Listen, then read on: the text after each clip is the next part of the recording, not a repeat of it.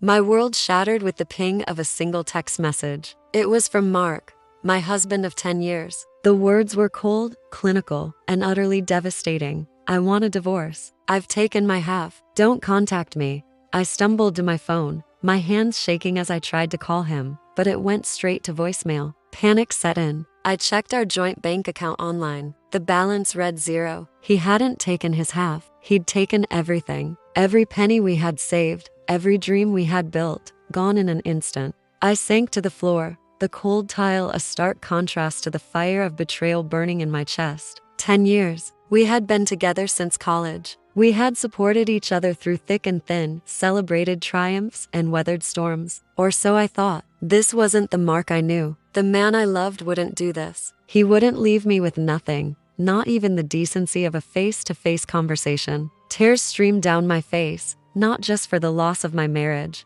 but for the brutal way he had chosen to end it. After what felt like an eternity, a new feeling began to replace the grief. Anger. A cold, hard anger that solidified my resolve. He thought he could just walk away, leaving me destitute and broken. He thought he could erase a decade of our lives with a text message and a bank transfer. He had no idea who he was dealing with. He had always seen me as the quiet, supportive wife. He had underestimated me, and that was going to be his biggest mistake. I pulled myself up, wiped my tears, and started making a plan. The first step was survival. I called my sister Sarah. Her voice, filled with concern, was a lifeline. I explained everything, the text, the empty account. Without a moment's hesitation, she said, "I'm on my way. Pack a bag. You're staying with me."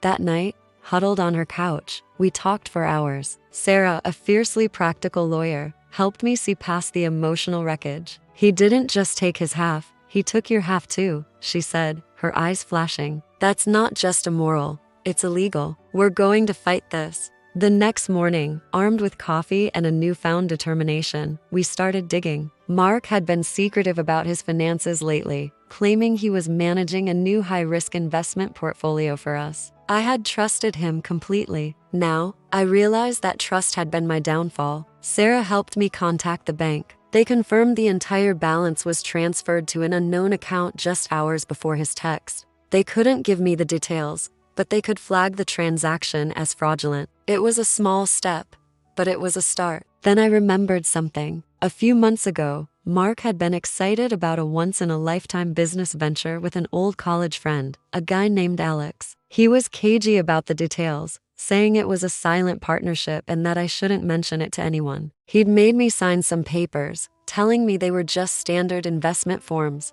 At the time, I didn't think twice. Now, my blood ran cold. I tore through our home office, searching for any documents I might have overlooked. Tucked away in a folder labeled MISC, I found it. A copy of the partnership agreement. My hands trembled as I read the fine print. I wasn't just a silent partner's wife. My name was on the agreement as a primary investor. Mark had used my inheritance, money my grandparents had left me, as the seed capital for this new company. And according to the contract, any major financial decisions, including liquidating assets, required the written consent of all primary investors. My signature was nowhere on the recent withdrawal documents. He must have forged. He hadn't just emptied our joint account. He had illegally cashed out my personal investment in his secret business. A slow smile spread across my face. This was it. This was the key. He thought he was being clever, hiding his assets in a new company. But in his haste and arrogance, he had tied himself and our money to a legal document that gave me all the power. He had no idea what was coming. With Sarah's legal guidance,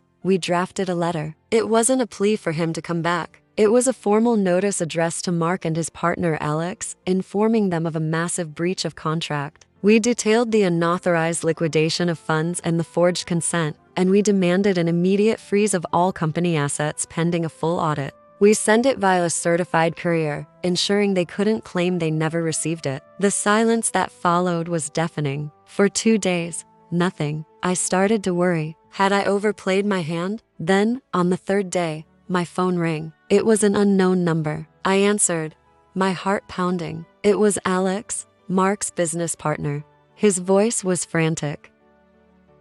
"What is going on? Mark told me you both agreed to move the funds. The bank has frozen everything. We can't make payroll.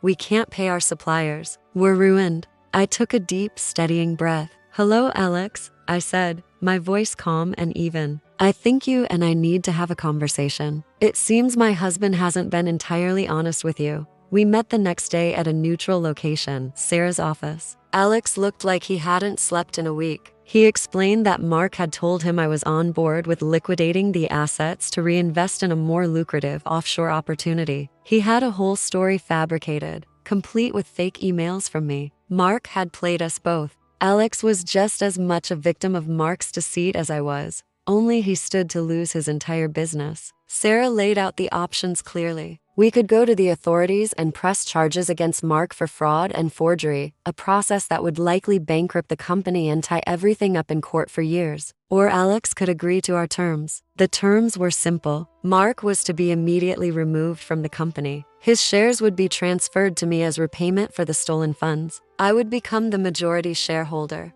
Alex, seeing his life's work about to go up in flames, didn't even hesitate. He agreed to everything. The paperwork was drawn up and signed within 48 hours. I was now the controlling owner of the company Mark had tried to build with my own money. The final piece of the puzzle was Mark himself. He had been hiding out, probably at some fancy resort, living it up on what he thought was his newfound fortune. He must have been shocked when his credit cards were declined. He called me, his voice a mixture of confusion and fury. What did you do? He yelled. Why can't I access the money? I let him rant, and when he finally ran out of steam, I replied, my voice as cold as his text message had been. Our money? You mean my company's money? There's been a change in management, Mark. You're out. You have nothing. You wanted a divorce? You've got one. But you don't get to walk away with my life savings. The silence on the other end of the line was the sweetest sound I had ever heard.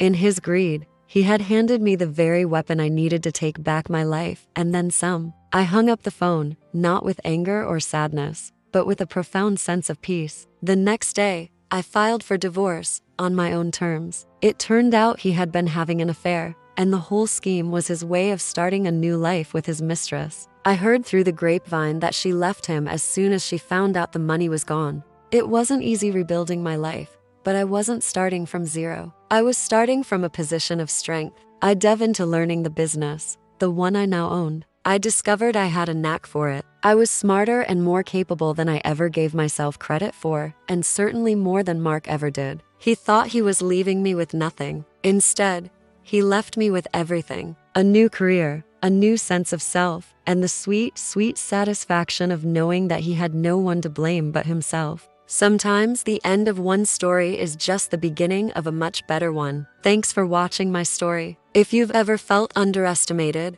remember your own strength. Don't forget to like and subscribe for more content. See you next time.